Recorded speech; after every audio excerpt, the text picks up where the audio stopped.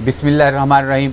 काश्तकार भाइयों, मकई की फसल की मैनेजमेंट में एक अहम फैसला फसल को आखिरी पानी लगाने का होता है, क्योंकि अगर फसल को आखिरी पानी हम वक्त से पहले लगा दें तो पानी की कमी की वजह से दानों का वज़न मुकम्मल तौर पे नहीं बनता। इसी तरह अगर हम फसल को पानी मुनासिब वक्त के बाद लगाते हैं तो इजाफी पानी लगने से हमारी पैदावारी लागत में इजाफा होने का खदशा होता है।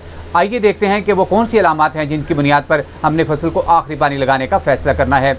दाने की भराई के दौरान एक मरहला आता है जब दाने के ऊपरी हिस्सा पर एक डेंट यानी खम पड़ता है। उसके बाद दाना ऊपर से सख्त होना शुरू हो जाता है।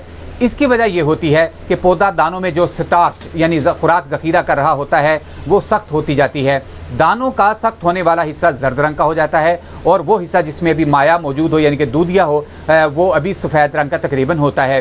दानों के सख्त होने का ये अमल ऊपरी जानिब से शुरू होता है और आहिस्ता आहिस्ता दानों के नोकदार सिरों जहाँ वो छल्ली के साथ अटैच होते हैं वहाँ तक ये सख्त होता जाता है और आखिरकार सारा दाना सख्त हो जाता है। दानों के सख्त होने का ये अमल बहारिया मौसम में तकरीबन 16 से 20 दिन लेता है।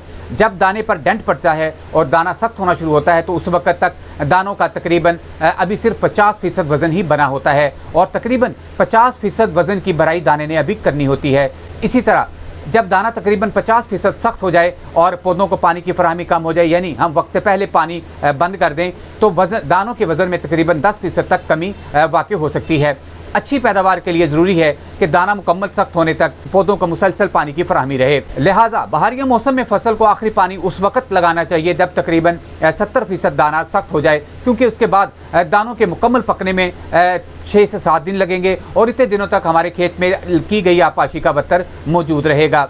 इसके लिए आप खेत में जाएं, छल्ली के ऊपर वाले जो पत्ते हैं उनको ज़रा हटा के छल्ली के दरमियान से किसी चाबी वगैरह की मदद से चंद दाने जो हैं वो निकाल के देखें। अगर वो 60 से 70% तक दाने जो हैं वो सख्त हो चुके हैं तो फसल को उस वक्त आखिरी पानी लगा दें। इसके बाद फसल को आबपाशी जो है वो ना की जाए। इस तरह फसल की पानी की ज़रूरियात भी आखिर तक पूरी होती जाएंगी और पानी ज़ाया भी नहीं जाएगा।